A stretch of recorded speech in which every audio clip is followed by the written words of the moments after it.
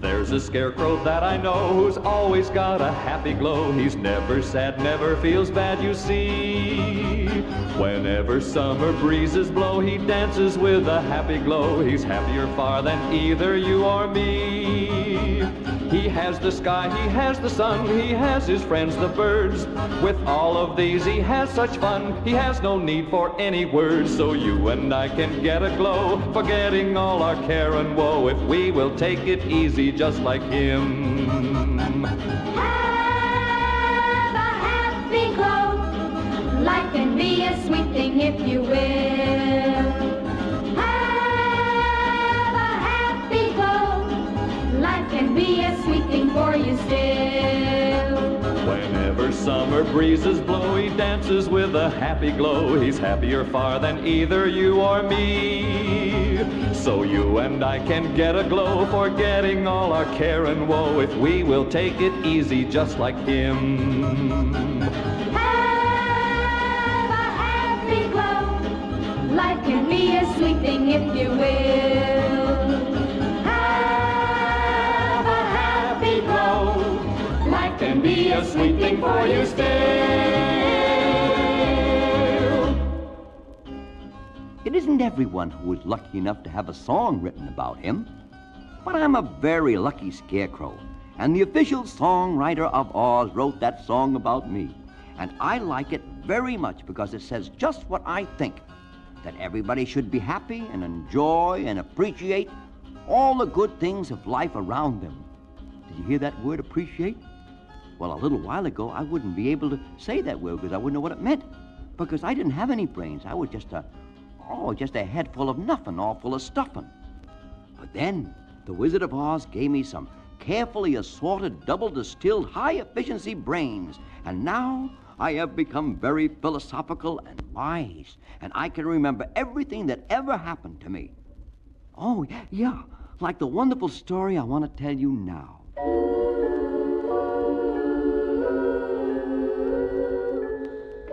As you know, I live in my own corncob palace in the Winky County of Oz.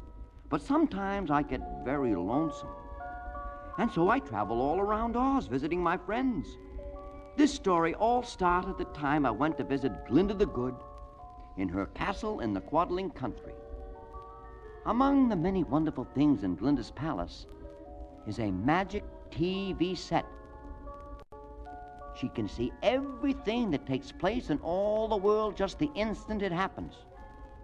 And so, therefore, she records it in the pages of her great set of books of records, so that everything that happens in the world she has a record of. What you do and what I do.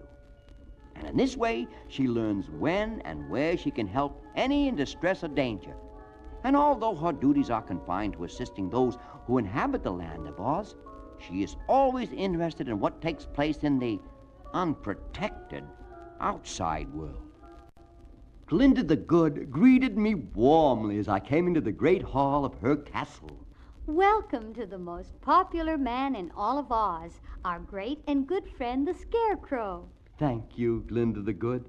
I trust this night finds the royal sorceress of Oz in the best of health. Truly, but there's exciting news appearing on the magic TV set. Some strangers from the outside world have come to Oz. Where are they? Who are they? Oh, I must meet them, welcome them. Aren't they the first strangers from outside since Dorothy blew in? Mm-hmm, the very first. There are two of them from California, an old sailor named Cap'n Bill, and a young girl named Trot. They've been befriended by an orc from Orkland. Oh, what's an orc? An orc is a strange and wonderful creature. It's a huge bird, a kind of helicopter-style ostrich, but with 4 legs. 4 legs? Mm-hmm. Orcs always have a beautiful scarlet plume of feathers on the tops of their heads, and they're very intelligent creatures. Isn't that... Where's Auckland? Somewhere in the wide outside world. Our friend the orc got lost exploring and was sucked into the same whirlpool that captured Cap'n Bill and Trot. What's a whirlpool? Sounds dangerous. It's rather like an underwater tornado. A whirl in the air makes a whirl in the water, which sucks everything down to the bottom of the sea. Oh, I would never drown, being only a straw. But these outside people, being mortal, they didn't. No, Scarecrow. The whirlpool deposited them in a strange cavern under the sea. That's where they met the orc. And together they discovered a long, dark tunnel, which eventually led them to daylight. And they found themselves on a strange little island. Since there are no oceans or lakes in Oz, therefore there cannot be islands. And hence, they must not be in Oz. You see how my brain works? That's very logical, Scarecrow. But they are near here now. Can I meet them? They're in Jinxland, and I think they need help. Where's Jinxland? Very near here, a little to the east of us. In fact, Jinxland is a little slice taken off the Quadling country, but separated from it by a range of high mountains, at the foot of which lies a wide, deep gulf that is supposed to be impassable. Then Jinxland is really a part of the land of Oz. Yes, but Oz people know nothing of it, except what is recorded here in my book. What does the book say about it? It's ruled by a wicked man called King Cruel, although he has no right to the title. Most of the people are good, but they are very timid and live in constant fear of their fierce ruler. There are also several wicked witches who keep the inhabitants of Jinxland in a state of terror. Do those wicked witches have any magical powers? Yes, they seem to understand witchcraft in its most evil form, for one of them has just transformed one of the strangers, Captain Bill, a respectable and honest old sailor, into a grasshopper. Oh, how awful. Oh, yes. Captain Bill is now a grasshopper with a wooden leg. A wooden leg? Did he have a wooden leg before? Yes. He'd met with an accident and thus could not go to sea anymore. He lived in a boarding house run by Trot's mother and had devoted himself to the education and companionship of the little girl. This Jinxland must be a terrible place.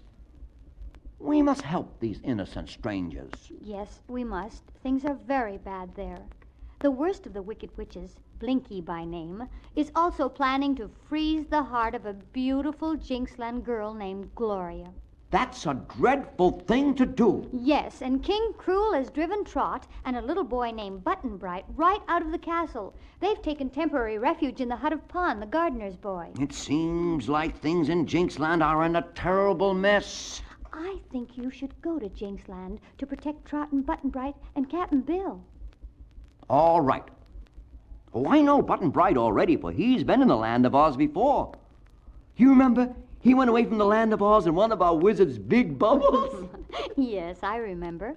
I'm going to give you certain special magical things which you may need. And I think you should start for Jinxland right now, for the night is the same as the day for you. It is true that I have no need to sleep. Oh, but I will need a light to guide me. I will give you one. Goodbye, Scarecrow, and good luck. Thank you. So it was that I started on my journey to Jinxland.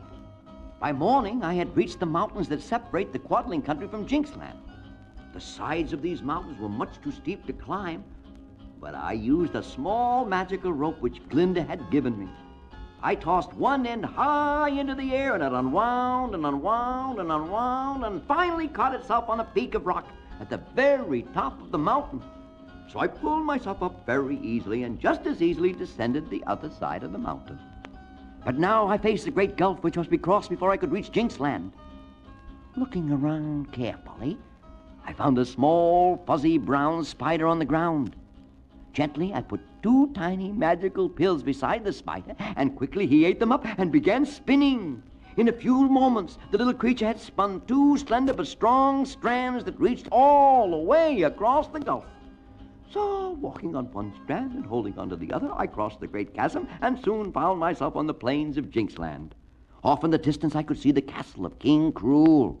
So I started to walk that way. But then I saw a boy and a girl coming down the road toward me. So I hid in a cornfield. It was Trot and Pon. They stopped right beside where I was hiding to eat their lunch, which consisted of an apple apiece. An apple for him and an apple for her. When his apple was finished, Pon tossed the core into the field, and it hit me right in the eye.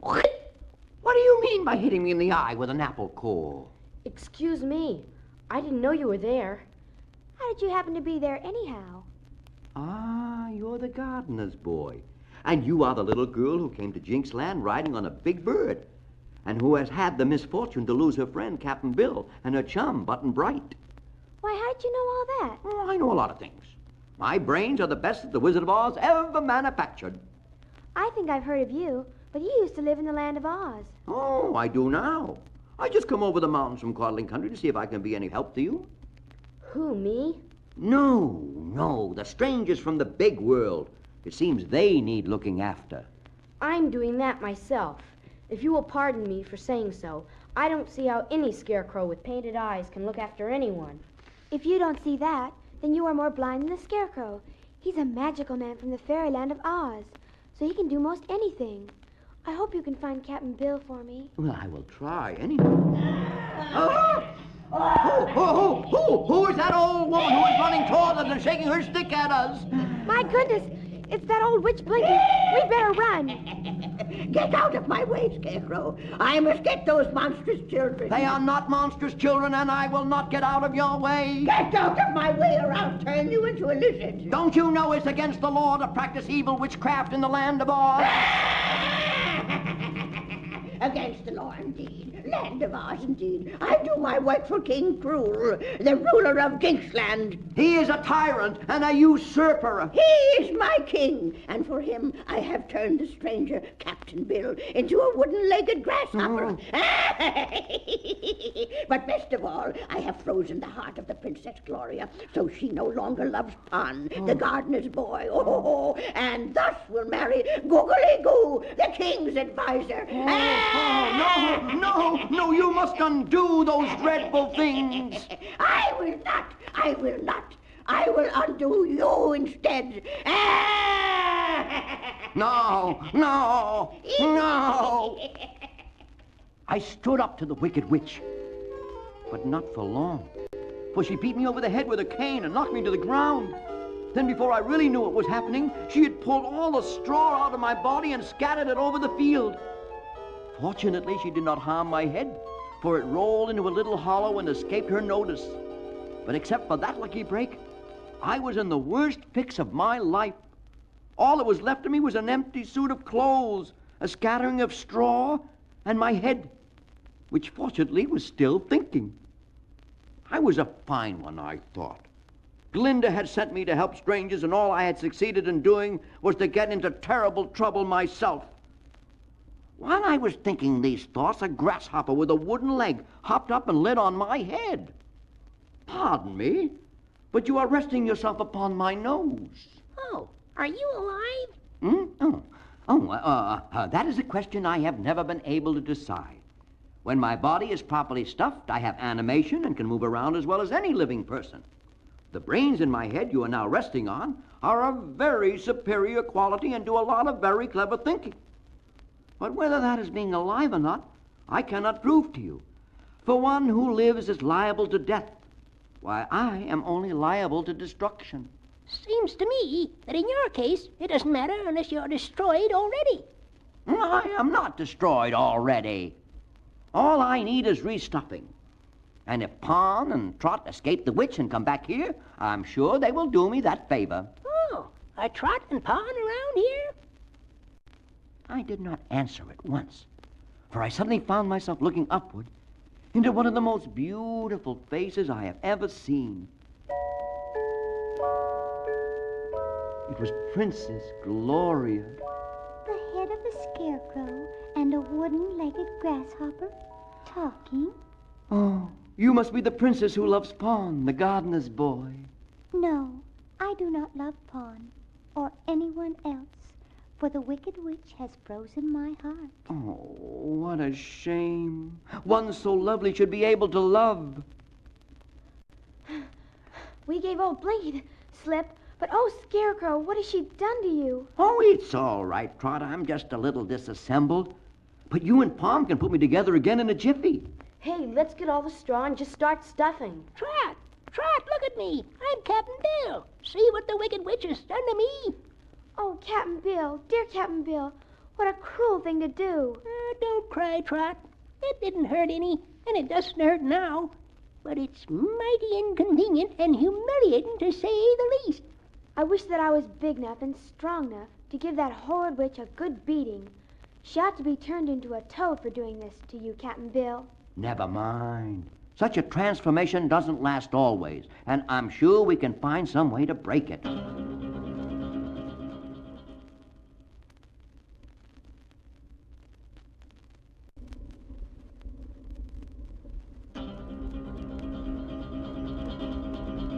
I spoke with more assurance than I felt. Things in Jinxland were really jinxed, and I wasn't at all sure, with all my brains and the little magic Glinda had given me, that I could set them to rights. Gloria's heart was frozen. Captain Bill was a grasshopper. King Cruel was still on his throne, and Blinky and her witch friends were roaming the lands doing mischief and worse. I was going to say that Button Bright was lost again, but just then in flew the orc with the boy on his back.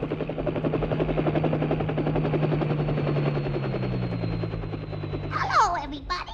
I got lost again, but my friend the orc found me. Yes, I not only found Button Bright, but just before that, I found my homeland. Oh, I'm so glad. You've been looking so long, even before you met us and flew us here. Oh, it was nothing. Orkland is not far from here. My family and friends welcomed me home with a huge celebration. Oh, yes, it was quite a party indeed. Why did you come back to Jinxland? And to tell you the truth, I was worried about my friends here. They don't seem to be able to take care of themselves very well. Things are worse than you think, Orc. Captain Bill's a grasshopper. He's a what? A grasshopper, dagnabbit, can't you hear? A grasshopper? Oh, how in the world? Well, the minute I turn my back, you let yourself get turned into a grasshopper of all things. How do you like it? I don't like it at all. I'm always afraid of being stepped on, and I don't like the taste of grass. Well, that's a great pity, and I'd like to meet that cruel king and his wicked witch and punish them both severely. Friend Orc, may I introduce myself? I am the Scarecrow of Oz, and Glinda the Good has sent me here purposely to help these people. Perhaps you can join our cause. Oh, I'll be glad to do anything I can. Good. Then now let's hold a council of war. I think we're all here. Answer the roll call, please. Trot. Here. Captain Bill. Here. Button Bright. Button Bright. Oh, here. Now, don't get lost again for a moment. Pawn. Here. Gloria. Here. And Friend Orc. Present. Now, in the first place, this King Cruel is a usurper and has no right to rule this kingdom of Jinxland. That is true. My father was king before him, and I... You are a gardener's boy. Your father had no right to rule either, for the rightful king of this land was the father of Princess Gloria, and only she is entitled to sit upon the throne of Jinxland. Good. But what'll we do with King Cruel? I suppose he won't give up his throne unless he has to. No, of course not.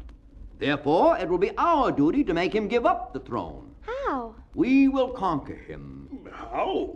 I will go to him and tell him to surrender. Oh, he'll just laugh at you. I'll tell him I am the emissary of the great Glinda of the Good of Oz. And he'll have his soldiers seize you and beat you. They can't hurt me.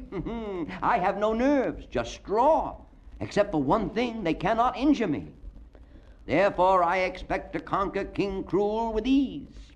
What is that one thing? I will never think of it. And now, if you'll kindly excuse me for a time, I will go over to the castle and do my conquering. Scarecrow, you're a very interesting person, but I'm afraid you will make an awful fizzle of this conquering business, so I believe I'll take a hand in this conquest myself. Yeah, but first of all, I must fly home again, back to my own country. I'm turning myself on. Contact. Stand away from my tail, please, so that the wind from it, when it revolves, won't knock you over.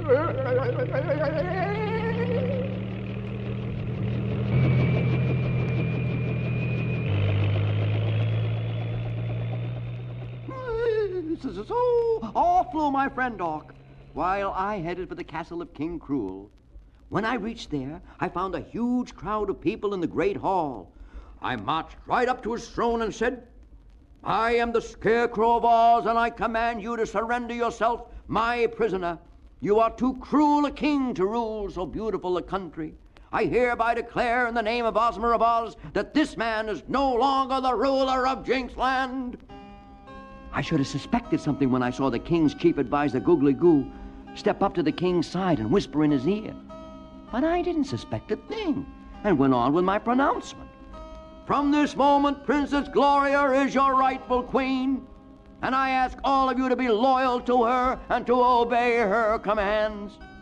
Just as I finished, I was seized by soldiers and dragged out into the courtyard. Other soldiers had heaped up enough fuel to make a fire that might be seen for miles away. Now, the one thing in all the world that I really fear is fire. I knew it wouldn't hurt me to be destroyed by the flames, but I also knew that many people in the land of Oz, especially Dorothy and the royal Ozma and Glinda and my new friends, would feel sad if they learned that their old friend the Scarecrow was no longer in existence. But I tried to be brave as they tied me to the stake in the middle of the pile of fuel. The king himself struck a match and set fire to the pile. The flame shot up immediately and crept closer and closer to me. But just then, the sky grew dark and a loud buzzing sound was heard. Suddenly, down swept a flock of Auks, led by a friend Auk, and the powerful currents of air caused by the revolving tails sent the bonfire scattering in every direction. Not one single burning brand ever touched me. I must admit that Auk and his friends proved to be much better at conquering than I had been. One of the largest of the Auks picked up King Cruel and dropped him right in the jail. Another large Auk did the same thing to Googly Goo. Then friend Auk picked up the king's crown and put it on my head. Well, we were just in time to save you, Scarecrow, which is better than being a minute too late. True. You are now the master here, and we are determined to see your orders obeyed. Oh, thank you, friend Auk. You were just in the nick of time, else I would have been just a pile of ashes. Instead, you are king of Jinxland. No. Gloria is the queen of Jinxland, but no queen with a frozen heart is fit to rule any country. Do you suppose, friend Auk, that you or your followers could find old Blinky the witch? No sooner said than done. I had anticipated your request, and here she is. Oh, marvelous. Now we can proceed to business. Mistress Witch, I am obliged to request, gently but firmly, that you undo all the wrongs you have done by means of your witchcraft. I defy you all. By my magic powers, I can turn you all into pigs rooting in the mud. And I'll do it if you are not careful. I think you are mistaken about that. Before I left the land of Oz, Glinda, the royal sorceress, gave me a box, which I was not to open except in an emergency. But I feel pretty sure that this occasion is an emergency. Don't you, Trot? Why, we've got to do something. Things seem in an awful muddle here just now, and they will be worse if we don't stop this witch from doing more harm to people. That is my idea exactly. And therefore I shall take the magic powder from this magic box and, witch, sprinkle it all over you. Oh, Scarecrow, please have mercy. Oh, dear. She's growing smaller and smaller and smaller. Now she is down to my size, and I can fight her. Oh, no need, Captain Bill. Haven't you the antidote, Scarecrow? Didn't the great sorceress give you another box? She did? Then give it to me, quick. Give it to me, and I will do anything you ask me to. You made Trot's friend Captain Bill a grasshopper. I command you give him back his proper form again. Where is he? Where is the grasshopper? Oh, quick, before I disappear completely. Captain Bill, you're your old self again. Well, that's more like it. I was awful tired of being a bug. Scarecrow, I have done what you asked. Quick, give me the other box. Not yet. You must first melt Princess Gloria's frozen heart. I can't. It's an awful job to do that. I can't. You must. Gloria, you're smiling at me again. Hello, Pawn. Thank you, Scarecrow. My poor heart is warm again. The antidote. Give me the other box, quick. I will. But you must know that you will never regain your normal size, nor will you ever be able to practice your evil witchcraft again.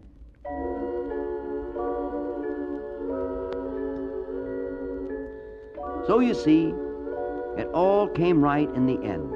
The great flock of orcs took us all back to the wonderful land of Oz.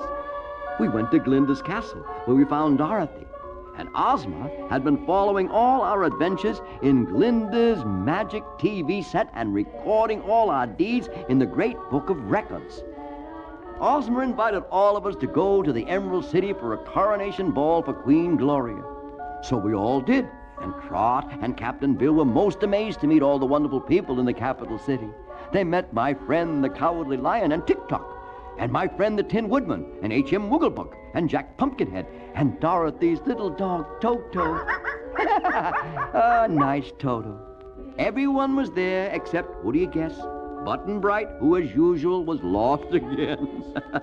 But as Ozma said, nobody can go far astray in the land of Oz, and if Button Bright is not lost occasionally, he is not happy. That is the end of my story. I hope all of you will visit me in Oz someday.